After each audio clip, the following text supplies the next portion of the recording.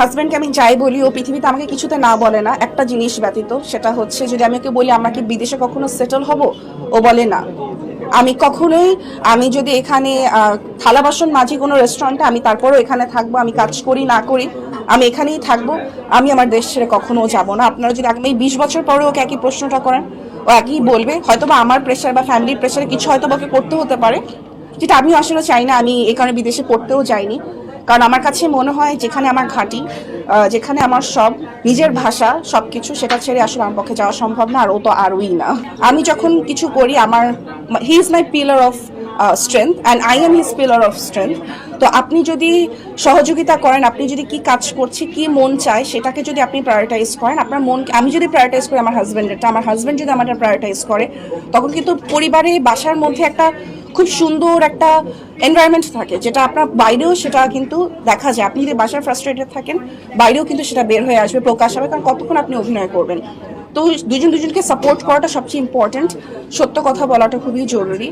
আর হচ্ছে কারো ভুল আমাকে ক্রিটিসাইজ সবসময় করে আমার হাজব্যান্ড।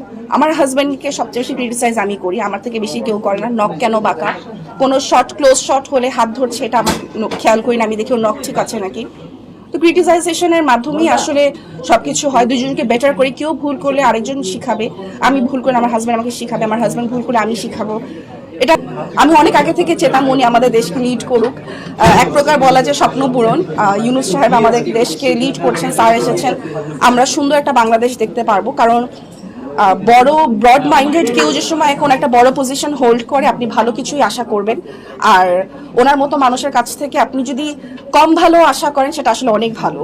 তো খুবই আশাবাদী আমি দেশকে নিয়ে, খুবই আশাবাদী। আমি এখন যে বলছেন আমার গুজবাম্পস হচ্ছে, কারণ আমি আসলে জানি ও আমার পাশে ছিল, যে কি অবস্থা থেকে গিয়েছে, কত উপর মহল থেকে কল এসেছে, কত সুন্দর ভাষায় থ্রেট এসেছে।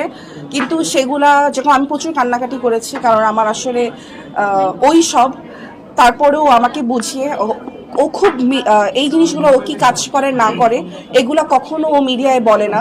ও সব মাস্ক পরে বের হয়, একটা টুপি পরে বের হয়, যাতে ওকে কেউ না চিনে। কারণ ও চায় সবার মধ্যে একজন হয়ে থাকতে, ওকে নিয়ে লাফালাফি হবে, ওকে নিয়ে নিউজ হবে। বা আপনারা যারা ওকে শাহবাগে দেখেছেন, অনেকে আছেন যারা ইন্টারভিউ নিতে চেয়েছেন, ও ইন্টারভিউ দেয়নি, কারণ ও এসবের বাইরে থাকতে চায়। ও সবার মধ্যে হয়ে একজন হয়ে থাকতে চায়, সবার মধ্যে, কিন্তু আলাদা কেউ হতে চায় না। তো এই কারণে ওর জায়গা থেকে ও সবসময় করে। ও আগের বন্যা যখন হয়েছে, ও ফিজিক্যালি গিয়েছে, ও ত্রাণ দিয়েছে, বাট এটা আসলে কেউ জানে না। আমি এখন বলছি কারণ এটা নিউজটা বের হয়ে গিয়েছে।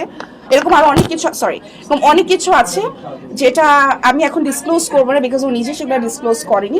এটা সিলেটের বন্যাটা ডিসক্লোজ হয়ে গিয়েছে বিধায় এটা নিয়ে বলছি। আমার দৃষ্টিকোণ থেকে শিল্পীদেরকে নিউট্রাল হওয়া উচিত, কিন্তু যখন দেশে এরকম একটা সিচুয়েশন থাকে, সত্যকে সত্য বলা, মিথ্যাকে মিথ্যা বলা, যেটা দেশের সিচুয়েশন না যেরকমই হোক না কেন, সত্যকে সত্য, মিথ্যাকে মিথ্যা বলতে হবে।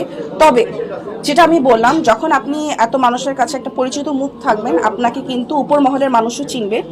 সেখান থেকে আপনাকে কি প্রেশার দেওয়া হচ্ছে, তারা কিসের সম্মুখীন হয়েছে, এটা কিন্তু আমরা কেউ জানি না।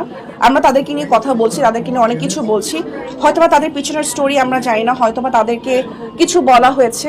কারণ কিছু পক্ষ থাকলে সেটা বিপক্ষ থাকবে, বিপক্ষের পক্ষ থাকবে, এটাই নিয়ম। তো ব্যাক স্টোরি কি আমরা জানি না।